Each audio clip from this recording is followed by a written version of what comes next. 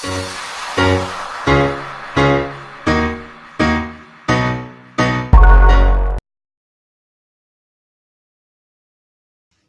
ছেপ্টেম্বৰ এক বিশেষ দিন।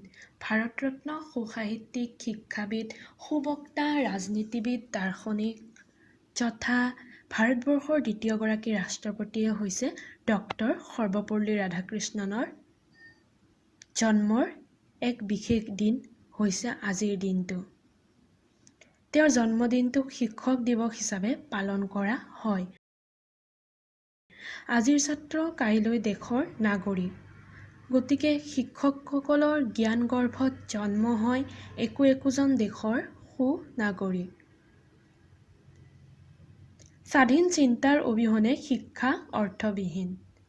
ডক্টৰ সৰ্বপল্লী ৰাধাকৃষ্ণণৰ জন্ম হৈছিল 1888 চনৰ 5 ছেপ্টেম্বৰ তাৰিখে। তেওঁৰ জন্মস্থান চেন্নাইৰ পৰা প্ৰায় 40 কিলোমিটাৰ দূৰৰ দক্ষিণ ভাৰতৰ তিৰুতানী নামৰ এখন ঠাইত।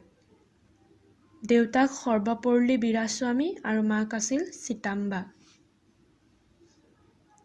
সৰ্বপল্লী ৰাধাকৃষ্ণণে নিজৰ জীৱনটো শিক্ষকৰ নামত উৎসৰ্গা কৰিছিল। তেওঁৰ শিক্ষক বৃত্তিৰ প্ৰতি যথেষ্ট সন্মান আছিল। শিক্ষকে কেৱল শিক্ষাই প্ৰদান নকৰে, ছাত্ৰৰ মাৰ্গদৰ্শনতো সহায় কৰে। ছাত্ৰৰ ব্যক্তিত্ব বিকাশ কৰি সুনাগৰিক হিচাপে গঢ়াত অপূৰণীয় সহায় আগবঢ়ায় এজন শিক্ষকে। গুৰুৱে কৰে জীৱনৰ অজ্ঞানতাৰ আন্ধাৰ নাশ। ডক্টৰ সৰ্বপল্লী ৰাধাকৃষ্ণণৰ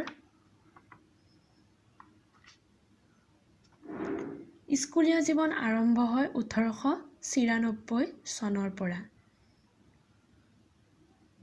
1896। 1909 চনত তেওঁ দৰ্শন শাস্ত্ৰৰ ওপৰত সৰ্বোচ্চ স্থান লাভ কৰি স্নাতকোত্তৰ ডিগ্ৰী লাভ কৰিছিল। তেওঁক মাদ্ৰাজ প্ৰেচিডেন্সি কলেজত দৰ্শন বিভাগৰ সহকাৰী অধ্যাপক, দিল্লী বিশ্ববিদ্যালয়ৰ আচাৰ্য আসনো অলংকৃত কৰা হয়। তাৰ উপৰিও সাহিত্য একাডেমী বঁটা, ভাৰত ৰত্ন সন্মান ইত্যাদি বিভিন্ন বঁটাৰে তেওঁক সন্মানিত কৰা হৈছিল। মাতা-পিতাই জন্মহে দিয়ে, কিন্তু শিক্ষা জীৱনৰ সফলতা পাবলৈ এগৰাকী শিক্ষকৰ বাৰুকৈ প্ৰয়োজন।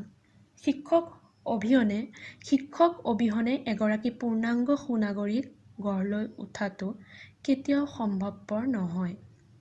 শিক্ষাই ৰীতি-নীতি, জ্ঞান, আচাৰ-ব্যৱহাৰ, ব্যক্তিত্ব সমগ্ৰ বিকাশৰ পূৰ্ণাংগ ৰূপ দিয়ে। পৃথিৱীত জন্ম লৈ জ্ঞান অৰ্জনেৰে মানুহে মানুহক শ্ৰেষ্ঠ জীৱ কৰি গঢ়ি তোলাৰ মূলতে হ'ল শিক্ষা।